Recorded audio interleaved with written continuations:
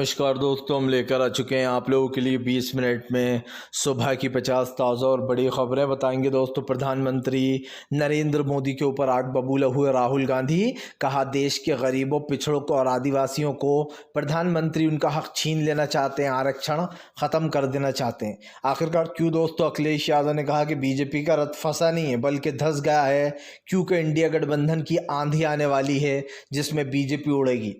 आखिरकार क्यों दोस्तों? भारतीय जनता पार्टी के ऊपर जमकर भर के मल्लिकार्जुन खड़गे। कहा, फेयर एंड फेयर इलेक्शन नहीं हो रहा है, लेकिन उसके बाद भी इंडिया गठबंधन पूरी ताकत के साथ लड़ रहा है और जीत रहा है।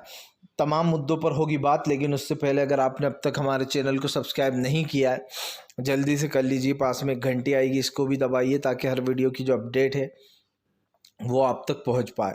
दरअसल दोस्तों, आपको बताते चले, प्रधानमंत्री नरेंद्र मोदी के ऊपर जमकर भड़के राहुल गांधी ने बीजेपी को जमकर लपेटा। आपको बताते चले, राहुल गांधी ने प्रधानमंत्री पर हमला बोलते हुए कहा कि प्रधानमंत्री जो जनता को आरक्षण मिल रहा है, गरीब, पिछड़े, आदिवासियों को, उस आरक्षण को भी ख़त्म करना चाहते हैं। वैसे तो उनको बहुत कम आरक्षण मिलता है। इसी मुद्दे पर राहुल गांधी ने जमकर बहस कर ली। राहुल गांधी ने कहा कि फ़िलहाल इन्होंने 22 अरबपति बनाए, हम जो है यहाँ पर करोड़ों लोगों को लखपति बनाने जा रहे हैं। राहुल ने कहा, सीधी सी बात है, हर महिला के खाते में सीधे हर महीने 8,500 रुपये, साल का 1,00,000 रुपये सीधे बैंक अकाउंट में आएगा। राहुल गांधी ने कहा, खटाखट खटाखट खटाखट मोदी सरकार की। लेकिन आज जो उन्होंने कहा, पूरी जगहों से तालियों की आवाज़ गूंज रही है, लेकिन देखना ये गोदी मीडिया इसके बारे में कुछ नहीं चलाएगी, उल्टा ये सब कुछ गायब कर देगी। उन्होंने कहा कि गोदी चैनलों पर कुछ देखने को नहीं मिलेगा। दरअसल आपको बता दें, राहुल गांधी मीडिया पर ज़बरदस्त तरीके से फायर हैं। राहुल गांधी ने मीडिया को निशाने पर लेते हुए कहा कि फ़िलहाल अडानी अंबानी की मीडिया और मोदी मीडिया सच नहीं बताती। जो जनता तक पहुंचना चाहिए सच, जो जनता तक ये बातें पहुंचना चाहिए कि कांग्रेस की क्या गारंटियां हैं, उसको भी छुपाने का काम करती है मोदी मीडिया। आपको बता दें चले दोस्तों, प्रधानमंत्री नरेंद्र मोदी के ऊपर जमकर गरजे अखिलेश यादव। अखिलेश बोले, इस बार बीजेपी का रथ फंसा नहीं है बल्कि बुरी तरीके से धंस गया है 4 चरणों के चुनाव में। दरअसल अखिलेश यादव का कहना है कि 4 चरणों के चुनाव में ये साफ हो गया है कि इंडिया गठबंधन बीजेपी से बहुत आगे है। 4 चरणों के चुनाव में ये साफ हो गया कि इंडिया गठबंधन की आंधी आने जा रही है। दोस्तों, आपको बता दें, अखिलेश ने दावा किया कि इंडिया गठबंधन की आंधी आ रही है और भारतीय जनता पार्टी का दोस्तों सूपड़ा साफ होता हुआ नज़र आ रहा है। यही नहीं दोस्तों, लोकसभा के इलेक्शन बहुत मायने रखते हैं। सबसे बड़ी बात यह है कि कई बार कई चीज़ें निकल कर सामने आई हैं जिसमें बीजेपी बुरी तरीके से फेल हुई है। इस बार दोस्तों जब वोटों की गिनती होगी तो आप देखना किस तरीके से इंडिया गठबंधन की आंधी आने वाली है। सीधी सी बात है, मैंने कई जगह देखा है, कई चीज़ों में देखा है कि इस चुनाव में दोस्तों ये तो सच बात है, फेयर इलेक्शन बिल्कुल नहीं हो रहा है। लेकिन यहाँ पर एक चीज़ है कि बीजेपी चाहे कितनी ही बेईमानी कर ले तो भी वो सत्ता में नहीं आ पाएगी। आप देख लीजिए, जगह जगह ईवीएम पर बीजेपी के लोग जाकर चेक कर रहे हैं बूथों पर, और जो है वहाँ पर अगर कोई दूसरी पार्टी का जा रहा है तो उनको पीटा जा रहा है, या फिर जो है यहाँ पर दोस्तों लोगों को, जहाँ पर बीजेपी के नेता मजबूत स्थिति में, वहाँ पर उनको लड़ने नहीं दिया जा रहा है। मतलब बिना लड़े ही उन्हें चुनाव जिताया जा रहा है, दूसरों के कैंडिडेट को खरीद के कि वो अपने नामांकन वापस ले लें, तो एक तरफा जीत हो जाती है इससे, बिना चुनाव लड़े हुए।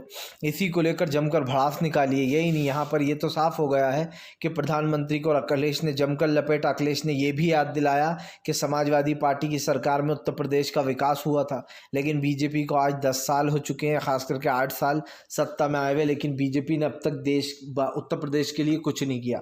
अखिलेश ने कहा, पीएम नरेंद्र मोदी के सारे वादे झूठे थे। 2014 से 2024 के बीच में कहीं पर किसी को नौकरी नहीं मिली है। आपको बताते चले दोस्तों, प्रधानमंत्री नरेंद्र मोदी के ऊपर भड़कते हुए नजर आए मल्लिकार्जुन खड़गे ने बीजेपी को दी दोस्तों ज़बरदस्त तरीके से लपेटा। मल्लिकार्जुन खड़गे ने प्रधानमंत्री को लपेटे में लेते हुए कहा कि फ़िलहाल आज फेयर इलेक्शन होने से बीजेपी रोक रही है। खड़गे ने कहा कि फ़िलहाल हमारे वोटरों को, जो लोग वोटर हैं या फिर जो लोग हमारे कैंडिडेट हैं, उनको पहले ही हटाया जा रहा है रास्ते से। और मल्लिकार्जुन खड़गे ने कहा, ये उन जगहों पर किया जा रहा है जहां पर बीजेपी मजबूत स्थिति में, उसके मजबूत कैंडिडेट है, जैसे दोस्तों खुद नरेंद्र मोदी हुए, या फिर अभी हमने देखा सूरत में बीजेपी ने क्या करा, एक तरफा जीत दिलवा दी अपने उसको कैंडिडेट को, क्योंकि जो दूसरा कैंडिडेट खड़ा हुआ हुआ था दोस्तों लोकसभा का चुनाव लड़ने, उसको बीजेपी ने खरीद लिया और उससे नामांकन वापस दिलवा दिया, जिसके बाद उनका नामांकन रद्द कर दिया गया और बीजेपी की निर्विरोध जीत हो गई। ऐसा एक जगह नहीं हुआ, ऐसा इंदौर में भी करने की कोशिश की गई है। हालांकि इंदौर में उनका वाला प्लान फेल हो गया क्योंकि एक बटन वोटा का भी दिया गया है, नोटा का, कि अगर आपको नहीं चुनना। अब की बार हमने ये भी देखा कि इंदौर में लोगों में निराशा थी, क्योंकि जाहिर सी बात है वहाँ पर सेम यही किया गया, जो कांग्रेस का कैंडिडेट था उसको ख़रीद लिया गया और सिर्फ बीजेपी का कैंडिडेट ही बचा। लेकिन उसके सामने जो बाकी के और कैंडिडेट थे उनको भी ख़रीदने की बात की गई, पर वो उसके सामने से हटे नहीं। तो बीजेपी का इंदौर वाला प्लान फेल हो गया, लेकिन सूरत वाला पास हो गया।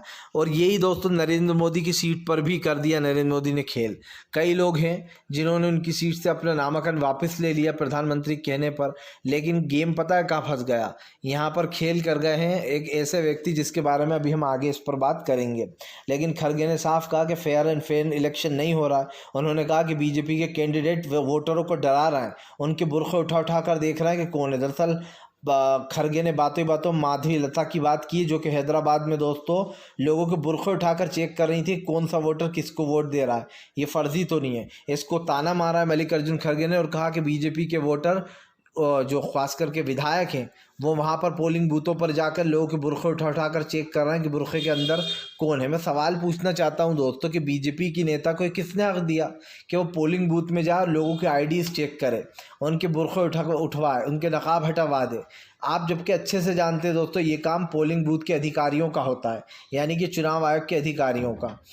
चुनाव आयोग का अधिकारी ही ये फैसला लेता है कि भैया चेक कर आईडी कैसी है, सही है या गलत है, डुप्लीकेट है, तो वो चुनाव में वोट डलवाने से मना कर देता है। लेकिन यहाँ तो बीजेपी के नेता खुलेआम ये सब कुछ करते फिर रहा है। इसी को लेकर खरगे ने साफ कहा कि फेयर एंड फेयर इलेक्शन नहीं हो रहा है दोस्तों, फेयर इलेक्शन, क्योंकि इस इलेक्शन में धांधली हो रही है। उसके बाद भी खरगे ने कहा है कि चारों चरणों में इंडिया गठबंधन सबसे आगे है। आपको बताते चले दोस्तों फिलहाल एक बार फिर से प्रधानमंत्री नरेंद्र मोदी को लगा बड़ा झटका। जी हां, दरअसल आपको बताते चले दोस्तों भारतीय जनता पार्टी के ऊपर आग बबूला हुई पश्चिम बंगाल की सीएम ममता बनर्जी। दरअसल आपको बताते चले पश्चिम बंगाल की सीएम ममता बनर्जी ने बीजेपी को लपेटे में ले लिया। उनका कहना है कि क्या मैं अपने हाथ से खाना बनाऊंगी तो नरेंद्र मोदी खाना खाएंगे। दरअसल ये सारी की सारी महाभारत सियासत छिड़ी हुई है मछली वाले कांड पर। आपको याद होगा प्रधानमंत्री मछली का बार बार ताना मार रहे थे तेजस्वी को कि तेजस्वी यादव सावन के महीने में मछली खाकर लोगों को चिढ़ा रहे थे। वो किसे खुश करने की कोशिश कर रहे थे, नरेंद्र मोदी ने कहा था। आप किसे खुश करने की कोशिश कर रहे थे उनका मतलब आप समझ सकते हैं, उनका इशारा मुस्लिमों की तरफ था कि तेजस्वी मुस्लिमों को खुश कर रहे हैं मछली खाकर दिखाकर। जबकि दोस्तों पूरा का पूरा बांग्ला मछली खाता है, आप समझिए बंगाल के लोग मछली खाते हैं, है ना, ये आपको पता ही होगा। लेकिन दोस्तों नरेंद्र मोदी हर पॉइंट पे हर चीज़ में हिंदू मुसलमान का ही एंगल लेकर आते हैं, क्योंकि उन्हें पता है कि ये एंगल सबसे ज़्यादा काम करता है। अगर वो हिंदू मुसलमान करेंगे तो इसमें उनको बहुत फ़ायदा मिलेगा। ऐसा नरेंद्र मोदी को गलत फहमी है, उन्हें ऐसा लगने लगा है कि मैं जितना हिंदू मुस्लिम करूँगा उतना ज़्यादा मुझे फ़ायदा मिलने आ रहा है। लेकिन देश की जनता ने अब ये सोच लिया है कि फ़िलहाल इस तमाम चीज़ों से कहीं ना कहीं निकल कर दोस्तों जो है यहाँ पर सामने आ गए हैं। तो अब और भी कई चर्चाएं हैं इस पर जो हो रही हैं, लेकिन प्रधानमंत्री नरेंद्र मोदी को मच्छी वाली बात बोलकर ममता बनर्जी ने चढ़ाया। उनका कहना है कि मैं अपने हाथ से खाना बनाऊंगी तो नरेंद्र मोदी खाना खाएंगे। अब बीजेपी के नेता रो रहा है, वो कह रहा है ममता बनर्जी जानबूझकर पीएम को फंसाने का काम कर रही है। मतलब ये लोग मछली का जिक्र करें दोस्तों तो ठीक है, जब सामने वाला कहे तो कहते हैं पीएम को फंसाने की कोशिश हो रही है। मतलब हमारे देश के प्रधानमंत्री सब पे नज़र रखे हुए हैं, कौन मछली खा रहा है, कौन मुर्गा खा रहा है, किसके घर में क्या है। दोस्तों आप समझिए इस देश के प्रधानमंत्री पूरे के पूरे जासूस बने हुए हैं। यही कारण है जो ये सारी भड़ास निकाली गई है। आपको बताते चले दोस्तों फिलहाल एक बार फिर से भारतीय जनता पार्टी की मुश्किलें बढ़ी शेड्यूल में दोस्तों। जी हाँ, आपको बताते चले दरअसल राहुल गांधी ने बीजेपी के शेड्यूल पर जमकर हमला बोल दिया है। आपको बताते चले राहुल गांधी ने कहा कि बीजेपी के नेताओं को तो रात को भी नींद नहीं आती है। आजकल रात की भी नींद उड़ी हुई है, क्योंकि बड़े बड़े जो नेता हैं दोस्तों यानी कि अमित शाह और ख़ुद नरेंद्र मोदी, इनकी नींदें उड़ी हुई हैं। जाहिर सी बात है दोस्तों 4 चरणों के चुनाव होने के बाद बीजेपी को एक चीज़ समझ में आ चुकी है कि फ़िलहाल की हार हो रही है। राहुल गांधी ने बीजेपी को निशाने पर लेते हुए कहा कि जो लोग हार से डर रहे हैं उन्हें पहले से ही पता है कि उनकी हार तय है। यही नहीं, राहुल गांधी ने कहा कि फ़िलहाल हमने जो भी सुरीली के बारे में फील करा और जो उनको सपोर्ट किया, वो तो कभी भी जो है यहाँ पर बदला नहीं। लेकिन एक चीज़ साफ़ है दोस्तों, यहाँ पर कई तरीके की चीज़ें जो है यहाँ पर दी जा रही हैं, लेकिन मुझे कुछ और नज़र आ रहा है। और फिलहाल एक चीज़ तो साफ़ है कि प्रधानमंत्री हों या बीजेपी के नेता, उसमें दोस्तों जो यहाँ पर कोई दो राय नहीं होना चाहिए, क्योंकि फ़िलहाल इस बार देश की जनता ने मन बना लिया है सत्ता परिवर्तन का। आपको बता दें चले दोस्तों, फिलहाल एक बार फिर से जो है अरविंद केजरीवाल का दिखा अलग रूप। मनु सिंघवी से मिलने उनके घर पहुंचे, बीजेपी को भी घेरा। दरअसल मनु सिंघवी वो हैं दोस्तों जिन्होंने अरविंद केजरीवाल की बेल कराई है। उनकी बेल कराने के बाद अरविंद केजरीवाल मनु सिंघवी से मिलने पहुंचे। केजरीवाल ने बीजेपी को लपेटे में लेते हुए कहा कि कुरुक्षेत्र की जनता से मैं अपील करना चाहता हूँ, जिन लोगों ने मुझे जेल में भेजा था उनको एक भी वोट ना दे। केजरीवाल ने कहा जो भी पंजे का वोट दबाएगा मैं उससे नाराज़ हो जाऊंगा। अरविंद केजरीवाल ने कहा कि बीजेपी को भारी बहुमत से हराना है हमें, और हराने के लिए दोस्तों ज़रूरी है कि विपक्ष भारी बहुमत से जीते। केजरीवाल ने साफ लोगों से वोट मांगे और ये भी कहा कि भगवत मान उनके छोटे भाई जैसे और उनका यहाँ से रिश्ता है हरियाणा से। आपको बता दें वैसे ही हरियाणा में बीजेपी की मुश्किलें बढ़ी हुई हैं, क्योंकि हरियाणा की सैनी सरकार गिरने की कगार पर है, यानी कि वो अल्तमत में आ गई है, उसके विधायक कम हो गए हैं। ऐसे में हरियाणा की सरकार एक तरफ बीजेपी की अटकी हुई है, उधर कुरुक्षेत्र में जमकर गरजते हुए नजर आए केजरीवाल ने लोगों से अपील भी की है कि फिलहाल जो लोग भी बीजेपी को वोट देते थे वो लोग एक बात ज़रूर याद रखें, ख़ास करके ये बात दोस्तों कि बीजेपी ने महिला पहलवानों को रुलाया है, सड़कों पर घसीटवाया है। इस देश की बहन बेटियों के साथ दोस्तों इस तरीके का व्यवहार मैं कहता हूँ निंदनीय ही नहीं है, बल्कि दोस्तों शर्मनाक है। और इस देश के प्रधानमंत्री दोस्तों खुलेआम देख रहा था कि उनके विधायक क्या कर रहे थे। मैं पूछना चाहता हूँ कि नरेंद्र मोदी दोस्तों बेटी बचाओ बेटी पढ़ाओ का जो नारा देते हैं, वो नारा क्या सच में देते हैं या फिर वो एक जुमला है? क्योंकि जुमला इसलिए है क्योंकि भाई आपकी सरकार में ही आपकी सरकार पुलिस अधिकारी लड़कियों को घसीटते हैं सड़कों पर, उनका टपरा पपड़ा तोड़ देते हैं, उनको जो है यहाँ पर आंदोलन नहीं करने देते हैं, और वो भी शांतिपूर्ण ढंग से कर रहे थे वो लोग। तो इससे तो ये साफ़ हो ही जाता है कि भैया बीजेपी के राज में कोई ना दोस्तों प्रोटेस्ट कर सकता है, जबकि बाबा साहब अम्बेडकर ने हमारे देश के संविधान में साफ लिखा है कि पीसफुली प्रोटेस्ट आप कर सकते हो। पीसफुली प्रोटेस्ट का मतलब क्या होता है दोस्तों, ये आप सबको लोग जानते हैं, शांतिपूर्वक। लेकिन दोस्तों यहाँ पर तो ये जो नई खास करके जो मोदी सरकार है वो लोगों के प्रोटेस्ट करने का भी हक उनसे छीन रही है। आज से पहले कांग्रेस की सरकार जब यूपीए सरकार थी तो बताया जाता है दोस्तों मनमोहन सिंह साहब के लिए खुद नरेंद्र मोदी मोर्चा खोल के बैठ जाते थे। यही नहीं, नरेंद्र मोदी से सवाल पूछते थे नरेंद्र मोदी बार बार मनमोहन सिंह साहब से, इतनी महंगाई क्यों बढ़ रही है, पेट्रोल डीजल के दाम लोगों को आतंकवाद की तरह मार रहे हैं। और आज जब खुद सत्ता में आ गए तो पेट्रोल डीजल के दाम आसमान को छू रहा है। जो एलपीजी 400 रुपये की आती थी वो आज 1200 रुपये के पार है। तो फिर मोदी जी दोस्तों ये तो भूल ही जाएं कि महंगाई बढ़ रही है, क्योंकि जिस तरीके की महंगाई उन्होंने निकाली उससे लोग वाकिफ़ हैं। इसलिए मैं बार बार इस चीज़ को दोहराता हूँ दोस्तों कि सरकार जो है वो पूरी तरीके से फेल हो चुकी है और सरकार की नीतियाँ भी दोस्तों ख़त्म हो चुकी हैं। आपको बता दें चले दोस्तों भारतीय जनता पार्टी को लगा अब 440 वोट का झटका। जी हाँ, दरअसल आपको बता दें चले दोस्तों फिलहाल अब जल्दी जो है यहाँ पर तमाम चीज़ आ जाएंगी, लेकिन हम आपको बताते चलें कि ये जो तमाम चीज़ हो रही हैं या फिर दोस्तों जो तमाम ये जो हमले हुए हैं इसको लेकर कहीं ना कहीं बीजेपी घिरी हुई है और ये चीज़ दोस्तों सबके सामने आ चुकी है। इसीलिए जनता इस बात से लेकर नाराज़ है। पिछले हमने याद है 2019 में बीजेपी को 2014 से भी ज़्यादा वोट मिले और जनता ने दिए भी दोस्तों कि एक और मौका दिया जाए नरेंद्र मोदी को। लेकिन आप समझिए 10 साल के बाद भी अगर वो लोग उसी चीज़ पर अड़े रहते, हिंदू मुसलमान या फिर दोस्तों महंगाई गरीबी पर कोई बात नहीं करता, मेन मुद्दों पर चुनाव नहीं लड़ती बीजेपी, सिर्फ मंदिर मस्जिद या हिंदू मुसलमान जैसे मुद्दों पर लड़ती है चुनाव, जो कि दोस्तों मेरे हिसाब से फुलिश तो है ही, बल्कि बिना सोचे समझे लिया हुआ एक फ़ैसला है। आपको बता दें चले दोस्तों फिलहाल एक बार फिर से आग बबूला होगा दोस्तों जो है यहाँ पर अखिलेश यादव। अखिलेश बोले बीजेपी की ज़मानत जब्त हो चुकी है, अब तो बस उसका ढोल नगाड़े से विदाई करना तय है। दरअसल आपको बता दें चले अखिलेश ने सीधा सीधा बीजेपी को लपेटे में लेते हुए साफ कहा कि बीजेपी की विदाई तय हो गई है। अखिलेश यादव ने कहा कि अब बीजेपी को कोई बचाने वाला नहीं मिलने वाला, क्योंकि अखिलेश की विदाई से दोस्तों कई मायने उठते हैं। ये बात तो साफ हो जाती है।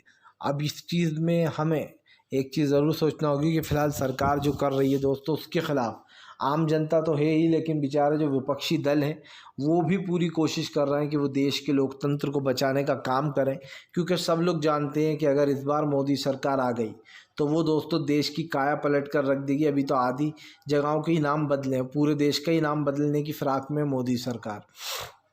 आपको बता दें चले दोस्तों, फिलहाल एक बार फिर से संविधान पर आई लड़ाई। प्रियंका गांधी बोली देश में दलित पिछड़े आदिवासियों का हक छीन रही है बीजेपी, जबकि दोस्तों देश पे पहला हक आदिवासी दलित पिछड़ों का ही है। आप समझिए, क्योंकि दोस्तों देश में गरीबी सबसे ज़्यादा फैल चुकी है। आज आरक्षण की जब बात आती है तो अमित शाह कहते हैं हम मुस्लिमों का आरक्षण ख़त्म करके रहेंगे, जबकि दोस्तों आप समझिए, पता है कौन से मुस्लिमों का आरक्षण दिया जाता है दोस्तों? जो बहुत गरीब होते हैं उन मुसलमान को आरक्षण मिलता है, पसमानदा मुसलमानों को जो बहुत नीचे होते हैं दोस्तों, उनके आरक्षण को भी ख़त्म कराना चाहती है मोदी सरकार। यही नहीं, वो धीरे धीरे कर कर पूरे देश का आरक्षण ख़त्म कर देगी जो दलित पिछड़े आदिवासी ST OBC को मिलता है। क्यों करवाना चाहती है, इसका मतलब ये भी समझ लीजिए। खुद गृह मंत्री अमित शाह, खुद RSS चीफ दोस्तों एक बार अपने बयान में कह चुके हैं कि फ़िलहाल वो आरक्षण को ख़त्म करना चाहते हैं। ये RSS के बयान हैं, जो RSS ने एक बार कहा था कि वो आरक्षण को ख़त्म करना चाहती है, जिसको लेकर राहुल गांधी हमलावर रहते हैं बीजेपी के ऊपर। तो ये चीज़ तो साफ आ ही जाती है। जाहिर सी बात है, जब आप देश के लोकतंत्र को बचाने की बात करते हो या फिर देश के तमाम मुद्दों की दोस्तों बात होती है, तो ये मैटर सबसे ऊपर उठकर आता है। और आरक्षण आप समझिए, जिन लोगों को आरक्षण मिल रहा है उनका भी आरक्षण छीनने की फिराक में सरकार है। तो कम से कम इस चीज़ पर तो हमें ध्यान देना ही होगा कि सरकार की नीतियाँ विदेशी हैं, और आज भी देश में हमारे गरीब सब गरीब रह गया। अब दोस्तों अमीर और अमीर होते चले जा रहा है, और गरीब बेचारा जो मिडिल क्लास है उसकी हालत बैंड बज रही है। आप निकलिए आज घर से 1000-2000 रुपये लेके निकलिए, आपको पता भी नहीं चलेगा वो पैसे कहाँ उड़ गए। इतनी ज़्यादा महंगाई बढ़ चुकी है और सरकार के पास इन सवालों के कोई जवाब नहीं है। अभी भी वो कहती है कि हम सत्ता में आएंगे तो हम ये कर देंगे, हम वो मंदिर बनवाएंगे, हम इस पर काम करेंगे। अरे भैया, धर्म और जात से घर नहीं चलता, ना किसी का पेट भरता है। आस्था अपनी जगह है और दोस्तों रोजगार अपनी जगह है। आपको बता दें चले दोस्तों, फिलहाल बीजेपी के ऊपर जमकर फायर होते हुए नजर आए दोस्तों। जो है यहाँ पर संजय रावत बोले प्रधानमंत्री का जाना तय है, इस बार की जनता ने इंडिया गठबंधन को भर भर कर वोट दिए। दरअसल दोस्तों चुनाव के नतीजों से पहले ही एक तरफ कुछ लोग हैं जो 400 पार का नारा दे रहे हैं, और जो विपक्ष है उसने तो ऐलान ही कर दिया कि इंडिया गठबंधन की सरकार बनने जा रही है, वो भी बहुत ही ज़बरदस्त तरीके से। देखिए दोस्तों, ये बात तो सच है कि बीजेपी को सीटें बहुत ही ज़्यादा कम मिलने वाली हैं, और इंडिया गठबंधन जो है वो मेजॉरिटी के बहुत ज़्यादा नज़दीक है, क्योंकि जो 4 चरणों के चुनाव हुए हैं उसमें ये साफ बताया जा रहा है कि फ़िलहाल इंडिया गठबंधन को बहुत ज़बरदस्त बढ़त है। इन 4 चरणों के चुनाव में बीजेपी पिछड़ गई है और इंडिया गठबंधन बहुत आगे चल रहा है। क्योंकि आपने देखा होगा पहले चरण में प्रधानमंत्री अपनी छवि सुधारने में लगे हुए थे। पहले चरण में प्रधानमंत्री ये बताने में लगे हुए थे कि भैया ये जो चुनाव हो रहा है मैंने ये करा वो करा, मतलब काम गिनवा रहे थे, लेकिन उनका वो फॉर्मूला फेल हो गया। फिर उसके बाद प्रधानमंत्री ने सोचा कि यार मेरा हिंदुत्व वाला एजेंडा ही सही है, उसी पर आ जाता हूँ। फिर प्रधानमंत्री ने एक बयान दिया कि इनके मैनिफेस्टो में एक ऐसी बात लिखी कांग्रेस के, इंडिया गठबंधन के, कि ये आप लोगों की संपत्तियां छीन कर उनको दे देंगे जिनके ज़्यादा बच्चे हैं या फिर जो घुसपैठी हैं, यानी कि मुस्लिमों के ऊपर वो निशाना साध रहे थे। इसी बात को लेकर जो है हंगामा हुआ था, और इसी चीज़ को लेकर प्रधानमंत्री को नोटिस भी जारी किया गया। हालांकि वो बात अलग है कि जब भी प्रधानमंत्री को इस तरीके का भाषण देते हैं तो बलि का बकरा किसको बनाया जाता है दोस्तों? JP नड्डा को। लोग हैरान हो गए कि नरेंद्र मोदी ने विवादित बयान दिया और आचार संहिता का उल्लंघन लगाने के बजाय नरेंद्र मोदी के बजाय JP नड्डा को नोटिस जारी किया जा रहा है। तो एक बात तो ये उठती है कि भैया अगर किसी ने गलती की है तो नोटिस उसको मिलना चाहिए, उसके ऊपर बैन लगना चाहिए 12 घंटे 24 घंटे का, लंबी सज़ा मिलना चाहिए। लेकिन यहाँ तो दोस्तों खुद ही जब इलेक्शन कमीशन बीजेपी का साथ दे रहा है तो फिर दोस्तों जीतना तो खैर एक तरफ है ही।